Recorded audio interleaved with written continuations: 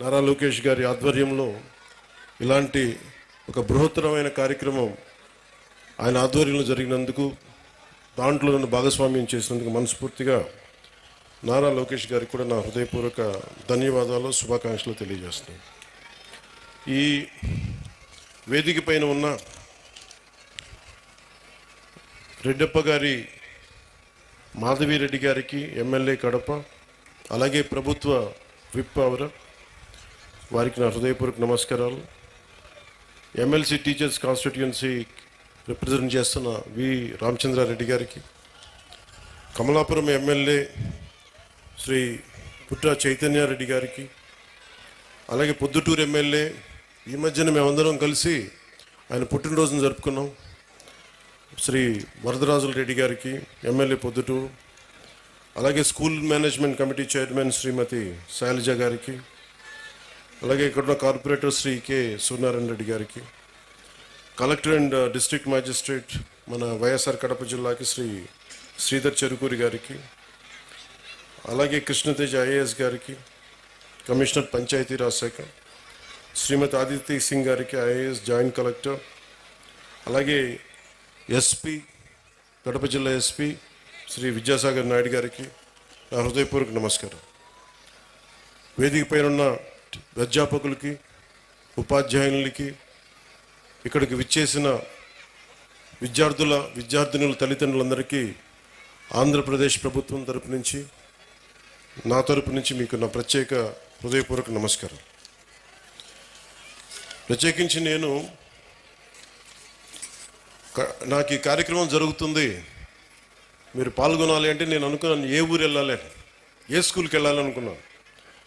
సహజంగా నన్ను పిఠాపురంకి పరిమితం చేస్తారు, కానీ నేను కడపని ఎందుకు ఎంచుకున్నాను? కడప జిల్లా అంటే రాయలసీమ అత్యధికంగా లైబ్రరీలు ఉన్న ప్రాంతం ఇది. ఒకప్పుడు అత్యధికంగా రాయలసీమలో అంతా, ఇంకా ఆంధ్రప్రదేశ్లో ఇంకెక్కడా లేవు అన్ని గ్రంథాలయాలు.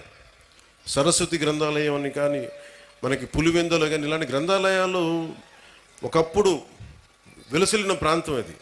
అంటే చదువుల నేల ఇది. సో అలాంటి చదువుల నేలకి నేను ఇక్కడికి వచ్చి సరస్వతి నమస్తుభ్యం అని చెప్పి నేను ప్రారంభించి పూర్తి చేసి మరి ఇక్కడికి వచ్చి ఈ అవకాశం ఇచ్చినందుకు నాకు మనస్ఫూర్తిగా నాకు చాలా చాలా ఆనందంగా ఉంది. ఈరోజు మీకు నేను ఏం చెప్పాలి, ఇవన్నీ ఒకటి అనుకుంటే నేను ఒకటే నిర్ణయం తీసుకున్నాను. నేను మీతో పంచుకోవడానికి వచ్చాను నా భావాలు. చాలా గొప్ప నేల ఇది. ఒక మొల్ల రామాయణం, ఒక Annamayya, Molla, Vemana,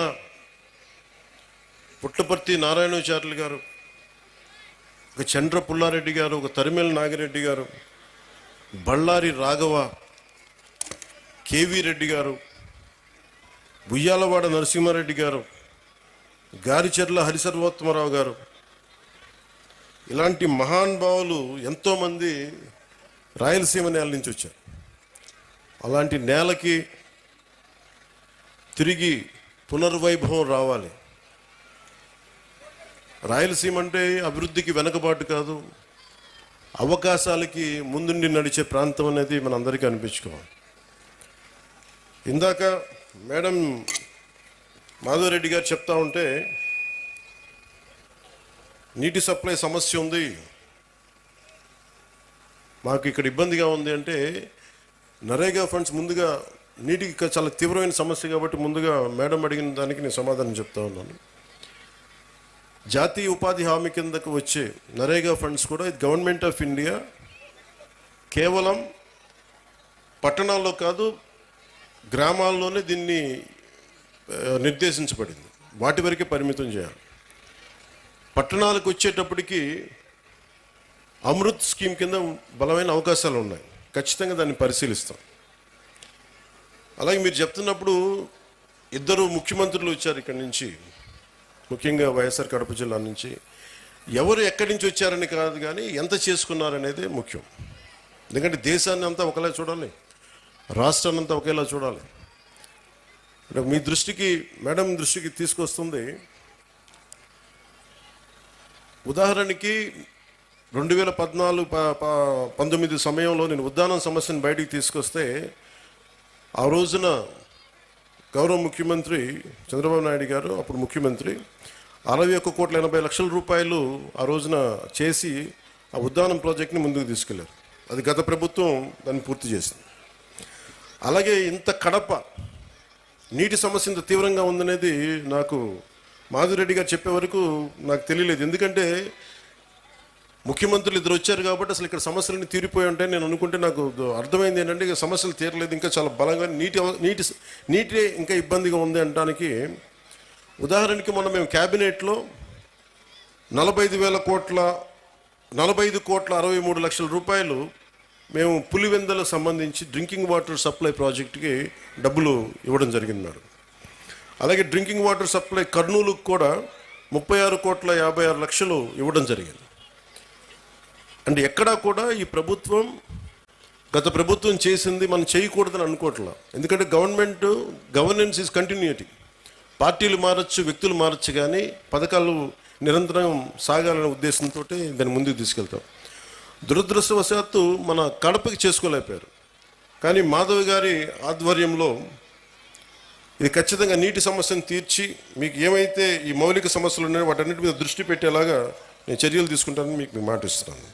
will handle that part. అలాగే మన వైఎస్ఆర్ కడప జిల్లాలో 36 మండలాల్లో ఉన్న 2,043 స్కూల్స్, 64,971 మంది విద్యార్థులు, 74,698 మంది విద్యార్థులు, దాదాపు 1,40,000 మంది ఈ రోజున మన కాలేజీలో మన స్కూల్స్లో చదువుతూ ఉన్నారు. దీనికి సంబంధించి ఈ ప్రభుత్వం చాలా బలంగా మేము మీ కోసం పనిచేయడానికి ఉన్నాం.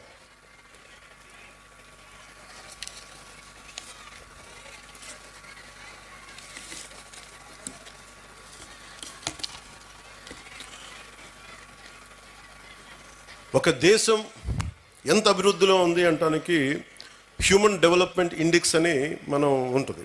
దాంట్లో ముఖ్యంగా వచ్చేది హెల్త్ ఒకటి, వాటర్, శానిటేషన్, ఎంత పౌష్టికాహారం ఉంది, క్యాలరీ ఇంటేక్, లిటరసీ, ఎడ్యుకేషన్, ముఖ్యంగా ప్రైమరీ, సెకండరీ, ఇవన్నీ ఎలా చెప్తామని. నిజంగా మనం సరైన సమాజాన్ని సరైన చదువు ఇవ్వలేకపోతే ఏం జరుగుద్ది అంటే అది ఎప్పుడూ అభివృద్ధి దిశగా వెళ్ళదు. అందుకని ఈ డెవలప్మెంట్ ఇండెక్స్ని బేస్ చేసుకొని ఏ ప్రభుత్వం కానీ ఏ దేశమైనా దీనికి ముందుకెళ్తుంది. అలాగే అందుకనే ఈ ప్రభుత్వం నారా చంద్రబాబు నాయుడు గారి దీంట్లోని ప్రభుత్వం మీ భవిష్యత్తు కోసం చాలా బలంగా పనిచేస్తూ ఉన్నాం. దాంట్లో నాకు 3 అంశాలు మన అధికారులు, మన కలెక్టర్ గారు, ఎస్పీ గారు ప్రత్యేకించి చెప్పారు. 1, విద్యార్థుల భద్రత. 2, వాళ్ళకి సంబంధించిన ఈ మనకి విద్యార్థుల భద్రత. 2, మాదక ద్రవ్యాలు ఎక్కువైపోయినాయి. 3వది సోషల్ మీడియాలో, అలాగే సోషల్ మీడియా ఎలా ఉంది అనేది. ఏదైనా సరే మనం ఎలా వాడుకునే దాన్ని బట్టే ఉంటుంది. ప్రభుత్వాలు కానీ గత ప్రభుత్వాలు కానీ ఎవరైనా సరే ట్యాబ్లెట్స్ కానీ లేదంటే మనం కూర్చోబెట్టి సోషల్ మీడియాకు సంబంధించి ఐప్యాడ్స్ కానీ ఇచ్చారు అంటే అది మీ చదువుకు ఉపయోగపడతాయని, కానీ ఇది ఇంకొకలా వాడటానికని కదా. కష్టం, అది నాకు తెలుస్తుంది. కాకపోతే అది ఎంత మీరు నియంత్రించుకుంటారో అందుకు తల్లిదండ్రులు చాలా పాత్ర వహించాలి దీంట్లో. మీ బాధ్యత చాలా ఉంటుంది దీంట్లో. అందుకని ఒకేసారి ఇండివిజువల్ టీచర్స్ కంటే కూడా ఇక్కడున్న విద్యార్థుల తల్లిదండ్రులకు కూడా నేను చెప్పేది ఏంటంటే, మీరు ఇక్కడున్న సమస్యల్ని మీరు కలెక్టివ్గా వచ్చే బలం వేరు. ఒకసారి తల్లిదండ్రులు మీకున్న ఇబ్బందులు కానీ, ఇందాక నేను ఒక 3 తరగతుల విద్యార్థులతో మాట్లాడుతుంటే చాలా సమస్యలు